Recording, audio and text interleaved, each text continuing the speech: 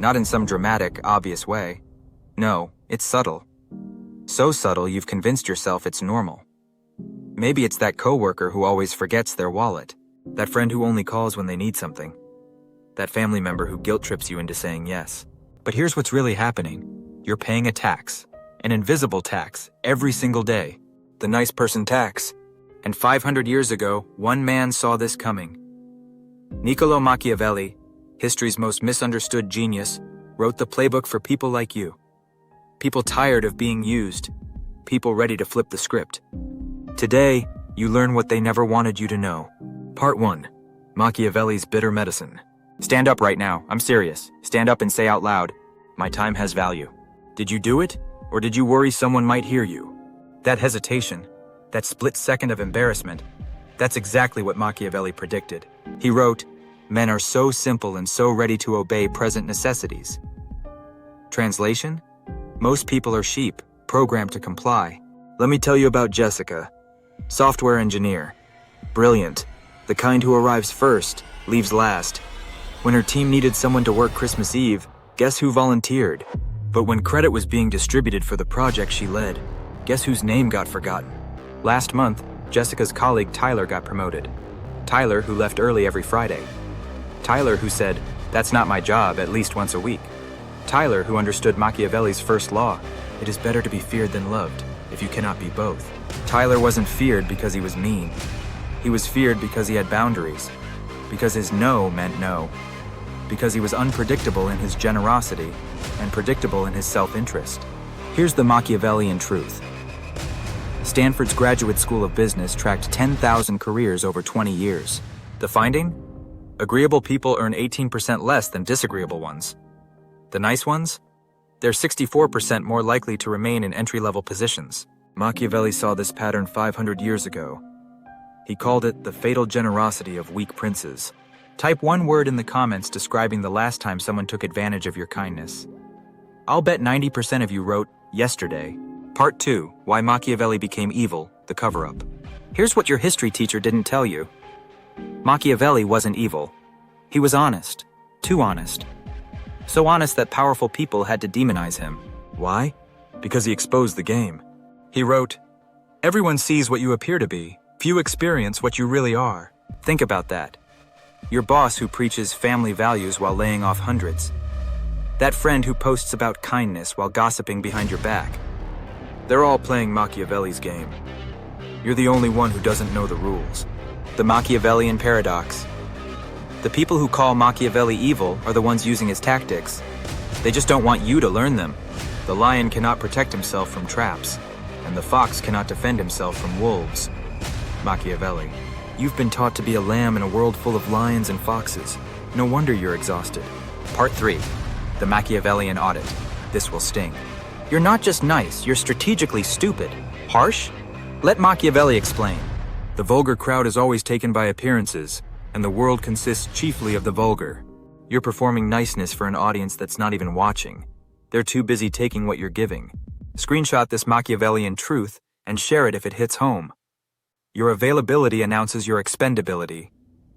Here's the pattern Machiavelli identified. The generous prince gives freely. The people demand more. The prince gives until bankruptcy. The people overthrow the now weak prince.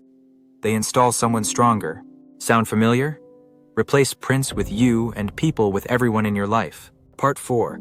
The Machiavellian transformation. Machiavelli's genius wasn't teaching cruelty. It was teaching clarity. Here's his blueprint, translated for your life. The fox strategy. Be cunning enough to see manipulation. When someone says you're so good at this, they're about to ask for free work.